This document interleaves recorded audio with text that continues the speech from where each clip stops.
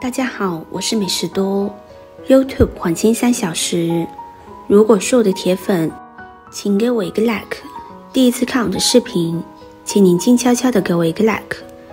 早上起来喝水等于喝细菌。老李今年68岁了，2年前他曾得过一次中风，当时他也不知道是怎么回事，一觉醒来后只觉得一侧手脚没力，讲话也变得有点大舌头了。去医院一查，就已经是脑中风了。医生告诉他，脑中风是由于脑血管堵塞所造成的脑组织缺血坏死。由于晚上睡着之后，人体无法继续补充水分，而呼吸等生命活动却又在无时无刻地带走大量的水分，导致夜间的血液粘稠度增高，血液就容易凝固形成血栓，造成血管堵塞。这也是为什么脑中风喜欢夜间发作的原因。很多中老年人睡觉之后没有知觉，一觉醒来之后才发现自己中标了。到了凌晨时段，血液的浓度最高，所以脑中风尤其好发于凌晨时段。因此中老年人早上起床喝的第一杯水显得非常的重要。自从听了医生的解释之后，老李就养成了晨起喝水的习惯，早上起来的第一件事就是喝水。但是有一天，他在网上看到有人说，早上起来不刷牙就喝水等于喝细菌。考虑到之前医生的建议，他现在也分不清楚到底哪个观点更正确了。一，早上起来不刷牙就喝水等于喝细菌。起床后先刷牙还是先喝水？网上有人说，晚上睡着之后，牙齿上残存着一些食物残渣，会滋生大量的细菌。这些细菌和唾液中的钙结合，沉积在牙齿表面，就会形成牙菌斑。如果不刷牙就直接喝水，会把这些细菌喝进体内。所以有人建议，早上起床的第一件事应该是先刷牙，刷完牙之后再喝水，以免把细菌喝进肚子里。一看感觉还挺有道理的，但是我个人却不太认同这个观点。大家想啊，既然喝水会把细菌喝进肚子里，那咽口水会不会？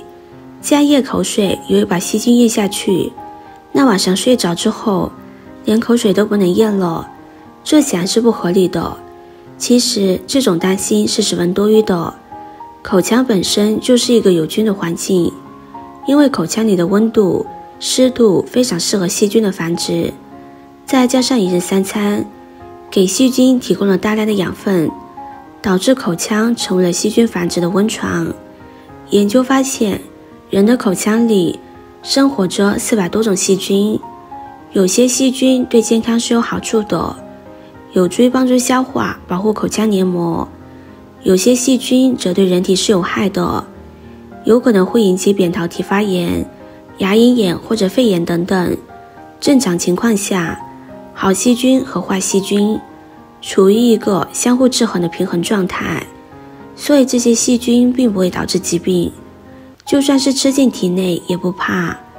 胃里有胃酸可以杀灭细菌，就算胃酸杀灭不了，肠道的益生菌也会制约着有害细菌，所以说根本就不用担心会把细菌喝进去。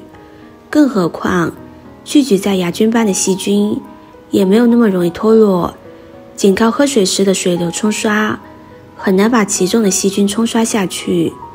只有当人体的抵抗力下降了，比如说受寒劳累等等，或者不规范使用抗生素，导致菌群失调了，有害细菌才有机会突破人体的免疫防线，从而导致人体发病。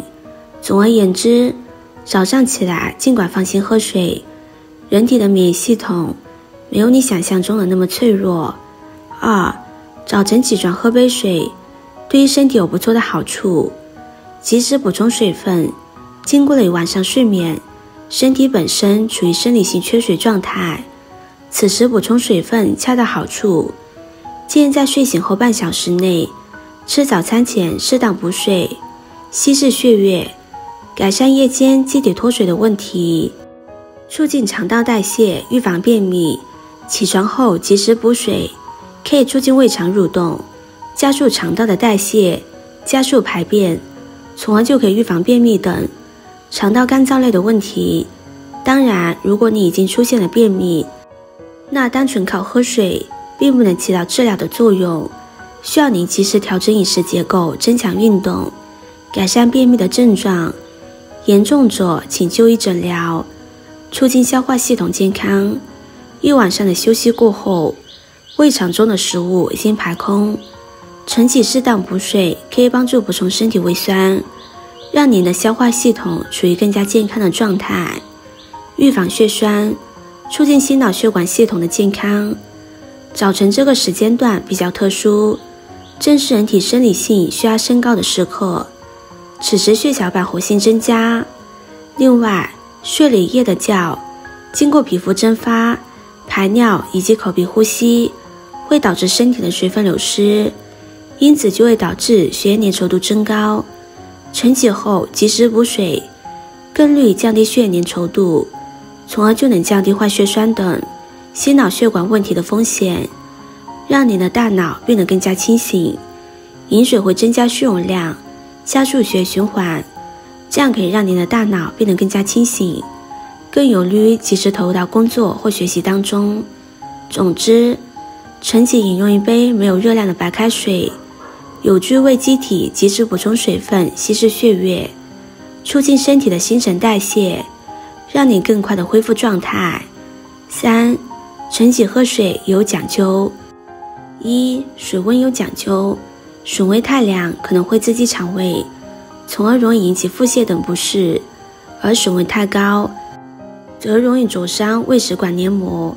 水温以30摄氏度左右为宜，冬天可以适当高温一点，不宜超过50摄氏度。2. 种类有讲究，首选白开水。白开水最纯粹也最自然，不含有其他额外的添加物，最适合人体的健康。而且白开水含有一定的矿物质，对健康有一定的好处。矿泉水也可以，矿泉水也含有定量的矿物质。纯净水次之，因为纯净水会把杂质和矿物质全部过滤掉，所以几乎不含矿物质。长期饮用不利于人体补充矿物质，但也并没有特别的坏处。但在补水方面，跟白开水和矿泉水还是一样的。有的人喜欢喝蜜糖水，以为蜜糖水有助于通便，但蜜糖通便的效果其实还是很细微的。糖尿病患者不适合长期饮用蜜糖水，也有的人喜欢喝淡盐水，在补充水分的同时还能补充盐分，其实也是可以的。但是有水肿或者是高血压的人，不宜空腹饮用淡盐水。果汁、可乐、汽水、咖啡等饮料不推荐作为晨起时的第一杯水，因为这些饮料不利于唤醒肠道，也不利于肠道吸收水分。糖尿病病人更是不适合喝这些饮料。